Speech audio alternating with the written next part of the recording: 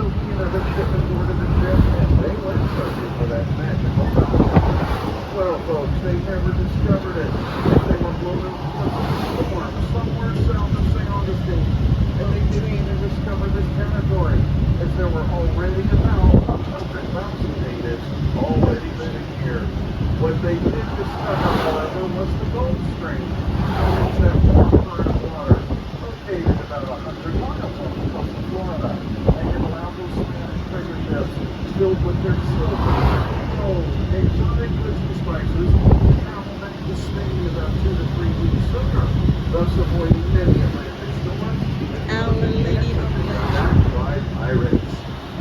Well, this is in the year 1513 when Don Juan came this way, and he thought this area was so beautiful, and he gave it his name of Florida, or Land of Flowers, and we like that name so much, we've kept it ever since for our protected state of Florida. I got Like I said, this was the year 1513, and for about the next 50 years, Spain tried, but unsuccessfully, to colonize this area. There was always something going wrong, such as a disease or a famine. They just couldn't cut it. Well, there was one group that had a little bit of staying power, but they were not Spanish. Oh no, they were French Protestant Huguenots, and they established Fort Caroline, just about an hour's north of us, in what is today present-day Jacksonville. Well, when word got back to the King of Spain that it was French settling here and not Spanish, he was not a very happy king at all. He ordered his best admiral, Pedro Menendez, and his army to come over this way to straighten things out. Folks, Pedro Menendez and his men landed here on September 8th of 1565. The good king had given Pedro Menendez and his men 3 very important orders once they arrived here. Number 1, first and foremost, get rid of those French. Number 2, finally establish a permanent Spanish colony. And number 3, Christianize the local natives. When Pedro Menendez and his army arrived, they marched north to capture that fort, which they were able to do rather easily. Well, the reason why it was so easy to take control of that fort, you see, was because it was lightly guarded. And it was lightly guarded only because the French had heard the Spanish story, so they came down here to attack them. However, You want to go here, believe it or not, museum? Okay.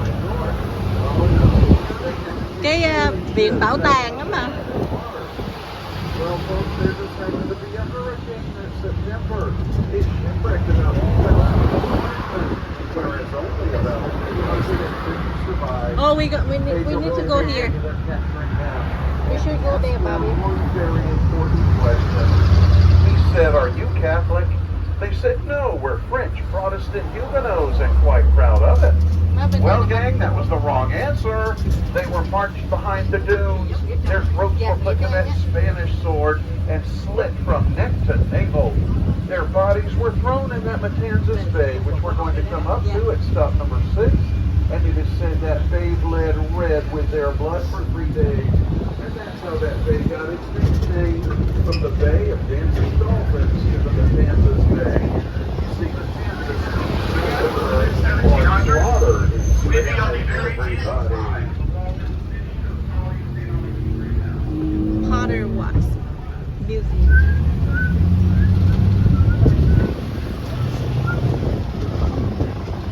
First wax museum. First wax.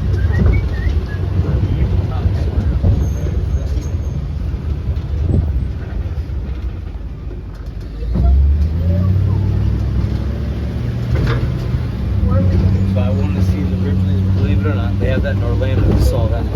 It's pretty cool. You'll like it. You'll like historic about this new parking garage, only except for the location that it's sitting on is. You see, this was the site of Florida's first Grand Hotel in the late 1800s, and it was named the San Marco. And that hotel was quite a sight for its age. It was 5 stories high, 260 feet long. It had steam heat and an Otis elevator. Well, this hotel had a very special guest stay here. Oh, the park right here looks really By the name of Henry Yeah. Flagler.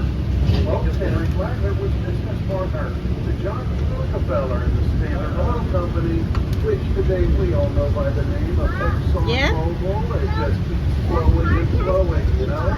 Oh, they They do? Well, that hotel mysteriously burned down in 1897. The fire hoses that were brought to put that fire out were mysteriously slipped. That arson has never been solved. But a little bit later on in the tour, folks, I kind of think I might know what happened.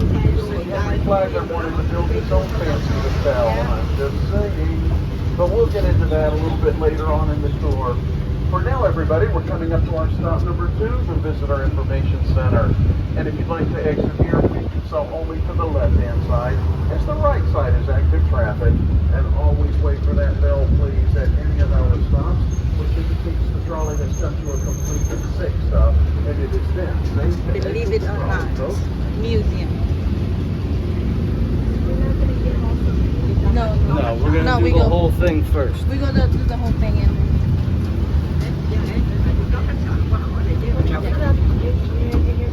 All right, stop number 2, ladies and gentlemen, the Visitor Center. Yeah, I in Zoom. It's Zoom.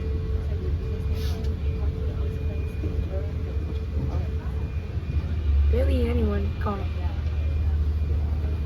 Why did he so? No, we're not. We're not go down here.